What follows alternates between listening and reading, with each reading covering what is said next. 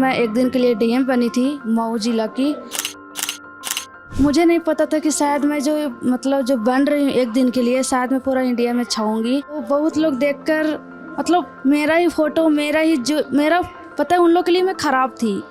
और उन लोग मुझे कभी ये नहीं बोले थे कि काजल गांव में उन लोग के कहला में कि काजल यहाँ नहीं आ सकते क्योंकि और लड़के के ऊपर डल सकता है एसिड। जो एक दिन के लिए मैं डीएम बनी थी उसके लिए आज फ़ोटो जितना पेपर आउट हुई थी, वीडियो बना था, सारा अपना अपना फ़ोन पर स्टोरी लगाए थे। और मेरा भाई खुद से बोल रहा है खुशी से कि तुम्हारा पूरा स्टोरी लग रहा है। और मुझे यकीन नहीं हो रहा था कि ऐसा कैसे हो सकता है। काजल, आपके लिए कैसा रहा? अभी आप एक नई ज़िंदगी में हैं, अभी आप क्या कर रही हैं? अभी मैं पढ़ाई कर रही हूँ। कहाँ, कॉलेज में है, स्कूल में है, किस चीज़? मैं अभी स्कूल में हूँ क्योंकि मैं 2 साल छूट गई थी पढ़ाई। तो उस टाइम मैं 2 साल के पहले मैं 10th में थी और मैं अभी जब मैं छाव नेशन में जुड़ी हूँ 2023 में, तो एडमिशन हुई है। और मैं एग्ज़ाम दे चुकी थी लेकिन 1-2 सब्जेक्ट में मैं थोड़ा नंबर कम लाई थी क्योंकि मैं पढ़ाई नहीं किया था। एक महीना मैं कोचिंग किया था तो इसलिए जल्दी में हो गया था। तो फिर से एडमिशन हुआ है तो मैं अभी एक देने वाली हूँ फिर से। मैं कौन सी क्लास में? 10th में। तो स्कूल जाती हैं आप? स्कूल नहीं जाती हूँ, कोचिंग कर लेती हूँ। यहाँ पे ट्रेनिंग चलती है 10th का, चाहे कंप्यूटर क्लास, इंग्लिश, एप्टीट्यूड, हर चीज़ का ट्रेनिंग चलती है। तो बस एग्ज़ाम देने चले जाती हूँ। तो क्या रूटीन रहता है आपका? कैसे दिन की शुरुआत कैसे होती है? क्या करती हैं? कब कोचिंग जाती हैं? हाँ। सुबह से उठती हूँ 7 बजे और कभी कभी लेट भी हो जाता है, 8 भी बज जाती है। रात को सोने में, रील देखने में लेट हो जाती है? हाँ, बस फ़ोन देखने में थोड़ा लेट हो जाती है। तो 7 या 8 बजे उठती हूँ। उसके बाद नाश्ता वास्ता ऐसे तो सिरोज़ कैफ़े में कर लेती हूँ, लेकिन अगर मन करे तो चाय बिस्किट ये सब हो जाता है। फिर थोड़ा बहुत किताब उताब पढ़ लेती हूँ। उसके बाद 10 बजे जाती हूँ, वहाँ पे ट्रेनिंग होती है। मैं अभी नोएडा में आई हूँ लेकिन मैं लखनऊ में रहती थी, ट्रेनिंग के लिए गई थी। किस चीज़ की ट्रेनिंग? यही मैं भी जो बोल रही हूँ ना कि कंप्यूटर के क्लास और इंग्लिश, एप्टीट्यूड और साथ साथ में 10th का भी कर रही थी। तो वहाँ पे फिर मैं 10 बजे से जाती थी सिरोज कैफ़ पे और वहाँ से पढ़ाई शुरू हो जाता था। दिन भर बीत जाता था मुझे पढ़ाई करने में और 1-1, 2-2 घंटा कर के मुझे टाइम मिलता था 6 बजे छुट्टी। बीच में मुझे लंच करने के लिए 1-2 घंटा टाइम, मोबाइल देखने के लिए। उसके बाद फिर पढ़ाई ही लगातार चलता रहता था और वहाँ पे जाकर मुझे बहुत ही कुछ सीख मिली है।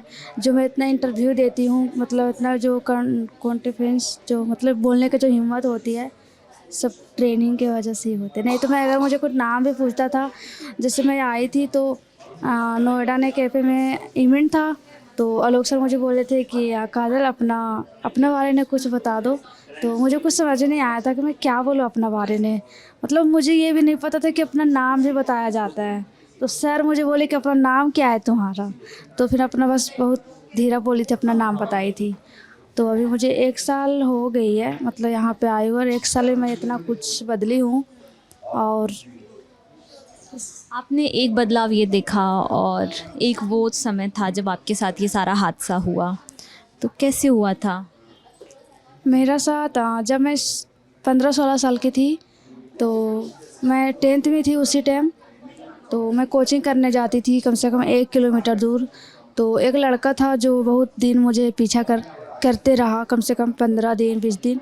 उसके बाद लास्ट ने मेरा साइकिल पकड़ के और बोल दिया कि मैं तुमसे प्यार करती हूँ, मैं तुमसे बात करना चाहती हूँ।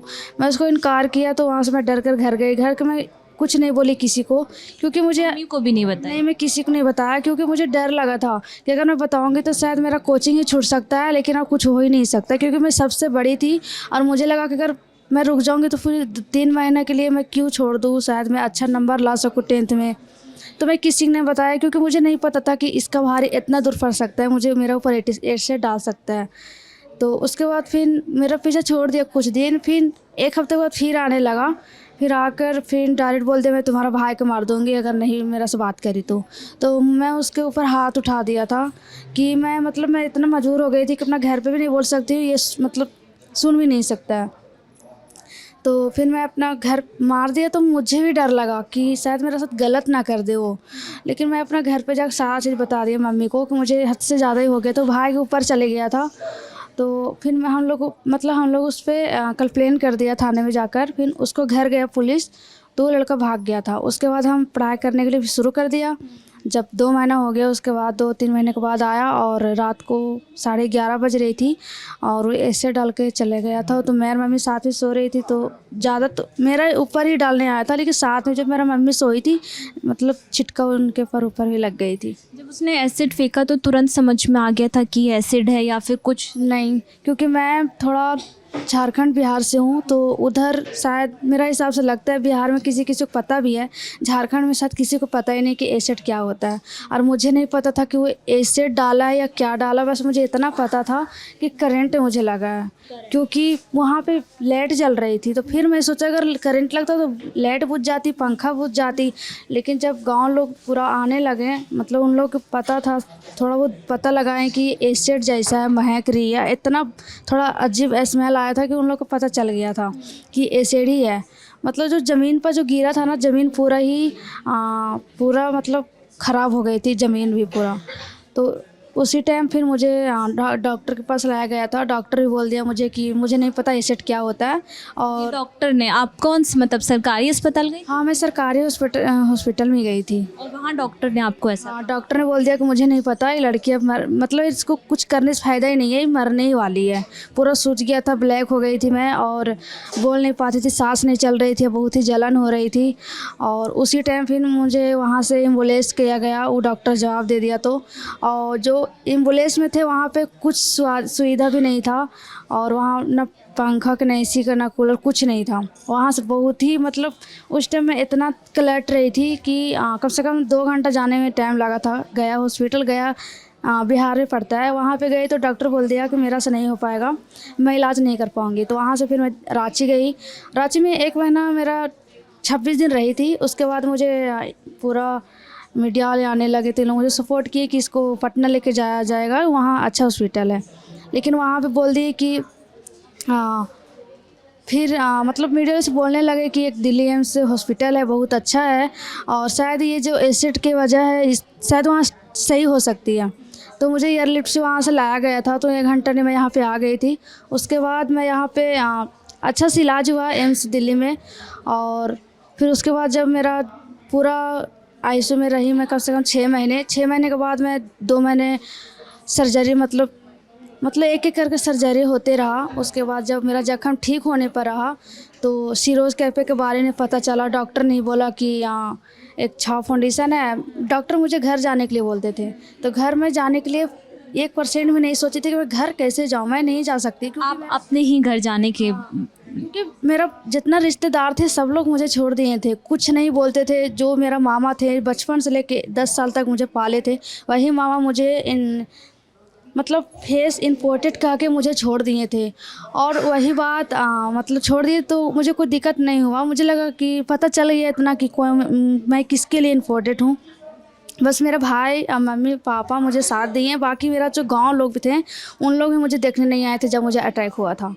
तो मुझे लगता है कि शायद आधा साजिद मेरा गांव लोग ही था। वो लड़का के ऐसे कैसे कर सकता है, किसी को बिना मतलब कैसे डाल सकता है। अभी वो कहाँ, मतलब आरोपी को सजा हुई कि? सज़ा मतलब ही नहीं हुआ है, अभी वो जेल में है। अभी के मतलब कि गवाही चल रहा है। हाँ। और रिश्तेदारों का जब बर्ताव बदला तो? नहीं, उसको अभी वही चल रहा है। अभी उसको नहीं, आरोपी तो अभी जेल में है ही। जो आपके रिश्तेदार थे, आपके साथ जो हादसा हुआ उसके बाद उनका बर्ताव बदल गया? उन्होंने कभी ऐसे देख के मुंह फेरा? हाँ, उन लोग मुझे मुंह फेर दिए कि उसको अब क्या फ़ायदा ही रह गया उसको साथ देना। उसको चेहरा इम्पोर्टेंट था, हट गया, उसका शादी नहीं हो सकता है, कुछ कहीं जा ही नहीं सकती है। लेकिन मैं छाव फाउंडेशन की वजह से मैं इतना दूर आई हूँ, और इसके वजह से मतलब इतना कुछ पाई हूँ। और जो रिश्तेदार मुझे ठोकर मारे थे, जो गांव लोग मुझे ठोकर मारे थे, वो आज मतलब कुछ दिन परसों मैं 1 दिन के लिए डीएम बनी थी मऊ जिला की। तो मतलब मुझे नहीं पता था कि शायद मैं जो बन रही हूँ 1 दिन के लिए, शायद मैं पूरा इंडिया में छाऊँगी। और मुझे बस इतना पता चला था कि बस इधर ही जो शहर होती है दिल्ली, लखनऊ, नोएडा, यही सब जानेंगे। लेकिन नहीं, झारखंड भी वीडियो गया था। तो बहुत लोग देखकर मतलब मेरा ही फ़ोटो, मेरा ही जो मेरा पता है उन लोग के लिए मैं ख़राब थी। और उन लोग मुझे कभी ये नहीं बोले थे कि काजल है गाँव में, उन लोग के कहला में कि काजल यहाँ नहीं आ सकती क्योंकि और लड़के के ऊपर डल सकता है एसिड। तो उन लोग मतलब मुझे जो एक दिन के लिए मैं डीएम बनी थी उसके लिए आज फ़ोटो जितना पेपर आउट हुई थी, वीडियो बना था, सारा अपना अपना फ़ोन पर स्टोरी लगाए थे। और मेरा भाई खुद से बोल रहा है खुशी से कि तुम्हारा पूरा स्टोरी लग रहा है। और मतलब मुझे यकीन नहीं हो रहा था कि ऐसा कैसे हो सकता है एक दिन में। मतलब जो इंसान मुझे इतना 1 साल हो गई उसके लिए शायद मैं एक दिन के लिए डीएम अगर मुझे इतना चाहेंगे तो मेरा पहले से भी जब मैं छाप फाउंडेशन में आई तो मेरा सपना था आईएएस बनने के लिए। हाँ, और जब मैं वहाँ पे गई तो मुझे इतना मिला और सबको लिए मतलब लड़कियों के ऊपर मुझे सवाल किया गया कि क्या करना चाहती हो। तो बस मेरा यही था कि जो लड़की लोग को जो आगे मौका नहीं मिलता है मिलने के लिए कहीं जाना आना, खुद मेरा नहीं मिलता था, गाँव लोग के ताना सुनते थे। तो आज बस उन लोग से मतलब है ये कि खुल से जी सकें और सबको हक मिल सके। जो लड़का और लड़की में फ़र्क ना हो कि लड़का आगे बढ़ सकती है तो लड़की नीचे बढ़ सकती है, क्योंकि दोनों इंसान ही हैं। और बस फ़र्क इतना है कि वो लड़का है, मैं लड़की हूँ। तो बस मैं बहुत खुश हूँ 2 दिन से कि मतलब मेरा गांव में फिर से, जब मुझे अटैक हुआ तो मुझे कोई देखा ही नहीं, लेकिन दोबारा से मुझे फिर से देख लिए एक दिन के डीएम बन के। और उन लोग बहुत ही मतलब किसी को जलन भी हो रही है, किसी को खुशी भी हो रही है। तो बस बहुत खुश हो रही है। और मैं सिरोज कैफ़े के थैंक यू बोलना चाहती हूँ मुझे इतना कुछ देने के लिए और इतना सपोर्ट मुझे मिला और आगे के लिए इतना सोच रहे हैं कि ज़रूर बनूँगी एक दिन मैं। आप बिल्कुल बहुत बहादुर हैं, हम भी पूरी उम्मीद करेंगे आप मेहनत करें और उस मुकाम तक पहुँचे जो मुकाम आप चाहती हैं।